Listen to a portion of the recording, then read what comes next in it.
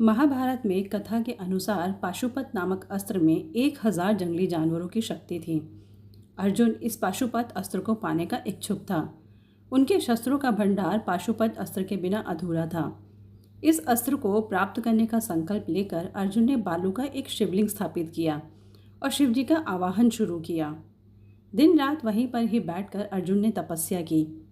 एक दिन एक जंगली वराह भोजन की खोज में घुरघुराता और भटकता हुआ शिवलिंग के पास चला आया। इस हस्तक्षेप पर गुस्सा होकर अर्जुन ने अपना धनुष उठाया और उस वराह को मार गिराया। जब अर्जुन उस वराह के निकट पहुंचा तो उसे यह देखकर बड़ा आश्चर्य हुआ कि उस पशु के देह में एक नहीं दो तीर थे। अर्जुन वहां भी चकराया हुआ खड़ा था कि एक आदिवासी योद्धा की पत्नी ने आकर यह कहते हुए उस वराह पर अपना अधिकार जमाया कि उसके पति के तीर से ही वराह मारा गया है।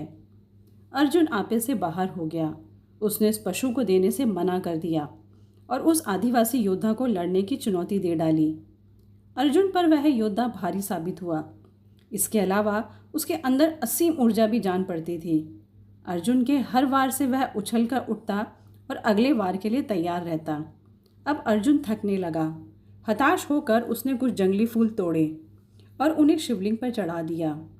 तत्काल उसके अंदर ऊर्जा भर गई और वह नए सिरे से उस आदिवासी योद्धा से लड़ने के लिए भागा। लेकिन जब उसने देखा कि जो फूल उसने शिवलिंग पर चढ़ाए थे वे उस आदिवासी योद्धा के सिर को सुशोभित कर रहे थे, तो वह वहीं पर ही खड़ा रह गया।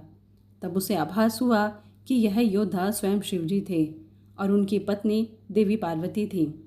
अपना धनुष धरती पर फेंककर उसने बड़ी विनम्रता और आदर से शिवजी को प्रणाम किया। अर्जुन की भक्ति और वीरता से शिवजी बहुत प्रसन्न हुए। शिवजी बोले कि तुम सचमुच एक महान योद्धा हो और तुम पाशुपत अस्त्र पाने के योग्य हो।